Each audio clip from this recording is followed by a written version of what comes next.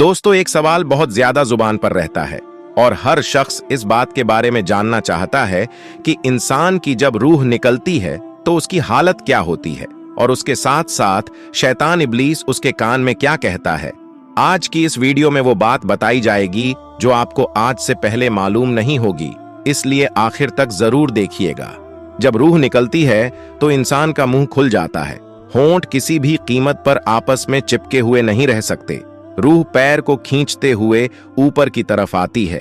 जब फेफड़ों और दिल तक रूह खींच ली जाती है और इंसान की सांसें यानी बाहर की तरफ चलने लगती है, और ये वो वक्त होता है जब चंद लम्हों में इंसान शैतान और फरिश्ते को दुनिया में अपने सामने देखता है। एक तरफ इब्लीस उसके कान में कुछ मशवरे देता है तो दूसरी तरफ उसकी जुबान उसके अमल के मुताबिक कुछ अल्फाज अदा करना चाहती है। अगर इंसान नेक हो तो उसका दिमाग उसकी जुबान को कलमाए शहादत की हिदायत देता है। अगर इंसान काफिर हो, बद्दीन हो, मुशरिक हो या दुनिया परस्त हो तो उसका दिमाग कंफ्यूज और एक अजीबो हैबत का शिकार होकर शैतान के मशवरे की पैरवी करता है और बहुत ही मुश्किल से कुछ अल्फाज जुबान से अदा करने की भरपूर कोशिश करता है। ये सब इतनी तेजी से होता है कि दिमाग को दुनिया की फिजूल बातों को सोचने का मौका ही नहीं मिलता। इंसान की रूह निकलते हुए एक जबरदस्त तकलीफ दिमाग महसूस करता है, लेकिन तड़प नहीं पाता क्योंकि दिमाग को छोड़कर बाकी जिस्म की रूह उसके हलक में इकट्ठी हो जाती है और जिस्म एक गोश्त के बेजान लोथड़े की तरह पड़ा हुआ होता है जिसमें कोई हरकत की गुंजाइश नहीं रहती। आखिर में दिमाग की रूह भी खींच ली जाती है। आंखें रूह को ले जाते हुए देखती है, इसलिए आंखों की पुतलियां ऊपर चढ़ जाती हैं। जिस तरह फरिश्ता रूह कब्ज करके जाता है उस तरफ होती है। उसके बाद इंसान की जिंदगी का सफर शुरू होता है जिसमें रूह तकलीफों की तहखाने से लेकर आराम के महल को महसूस करने लगती है। जैसा कि उससे वादा किया गया है, जो दुनिया से गया वह वापस कभी लौटा नहीं, सिर्फ इसलिए क्योंकि उसकी रूह आलमे बरज़ख का इंतजार कर रही होती है जिसमें उसका ठिकाना उसको दे दिया जाएगा। इस दुनिया में महसूस होने वाली लंबी मुद्दत इन रूहों के लिए चंद सेकंड से ज्यादा नहीं होगी।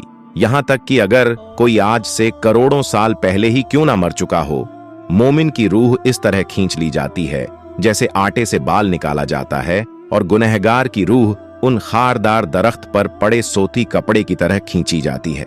अल्लाह ताला हम सबको मौत के वक्त कलमा नसीब फरमाकर आसानी के साथ रूह कब्ज फरमाए और मौत के तमाम लम्हात को अपनी रहमत के साथ आसान बनाए। हजरत सैयदीना इब्राहिम अलैहिस्सलाम की रूह लेने के लिए मलकुल मौत आए तो हजरत इब्राहिम अलैहिस्सलाम ने फरमाया, क्या आपने किसी ऐसे दोस्त को देखा जो अपने खलील की रूह को कब्ज कर रहा हो? मलकुल मौत ने कहा, अच्छा अल्लाह ताला से पूछता हूं। मलकुल मौत ने अल्लाह ताला से अर्ज किया।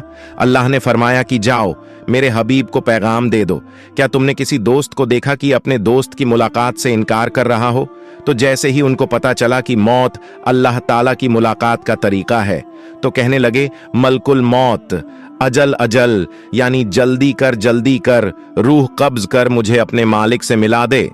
ये थी तमन्ना हजरत इब्राहिम अलैहिस्सलाम की कि अब तो जल्द से जल्द अपने प्यारे अल्लाह के पास जा पहुंचे और मुलाकातें लुत्फ अंदोज हों। जब रूह निकलती है तो इंसान का मुंह खुल जाता है और होंठ किसी भी कीमत पर आपस में चिपके हुए नहीं रह सकते। रूह पैर को खींचती हुई ऊपर की तरफ आती है।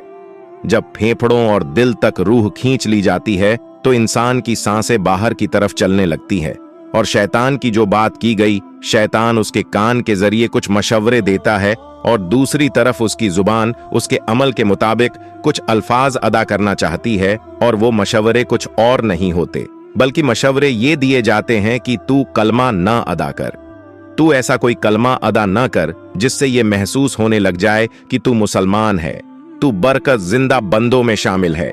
ये अब सवाल वो पैदा हो गया कि इंसान की रूह ऐसी क्या खासियत रखती है जिसके बारे में इतने एक्सपेरिमेंट होने लग गए कि इंसानी रूह का वजन मालूम करने की बात होने लगी, उसकी रफ्तार की बात होने लगी और यहां तक कि ये बात भी होने लगी कि इंसानी रूह जब जिस्म से निकलती है तो उस वक्त जिस्म में कुछ ही देर बाद बिगाड़ पैदा होना शुरू हो जाता है।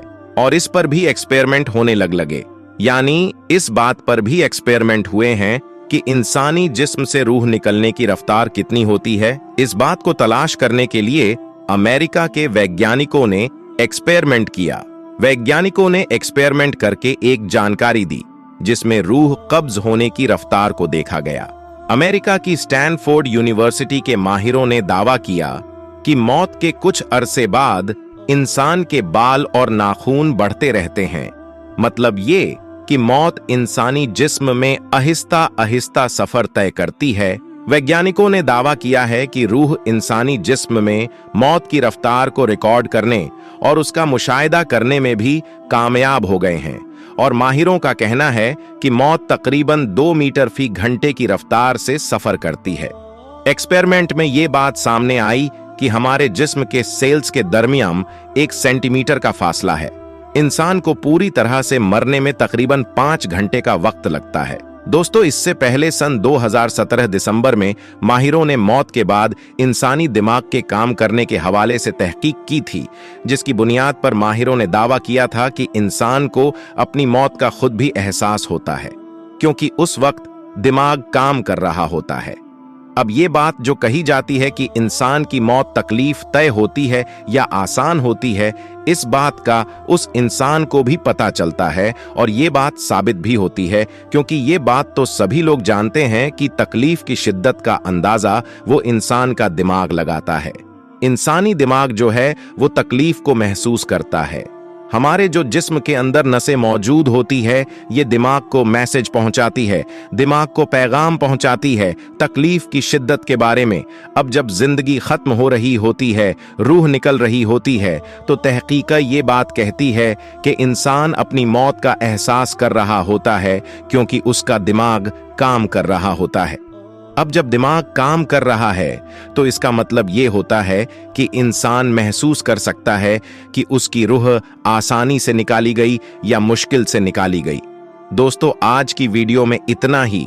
आपकी इस वीडियो के बारे क्या राय है कमेंट करके जरूर बताइएगा और इस वीडियो को ज्यादा से ज्यादा अपने दोस्तों में भी शेयर करिएगा। मिलेंगे फिर एक और नई वीडियो के साथ, तब तक के लिए अल्लाह हाफिज।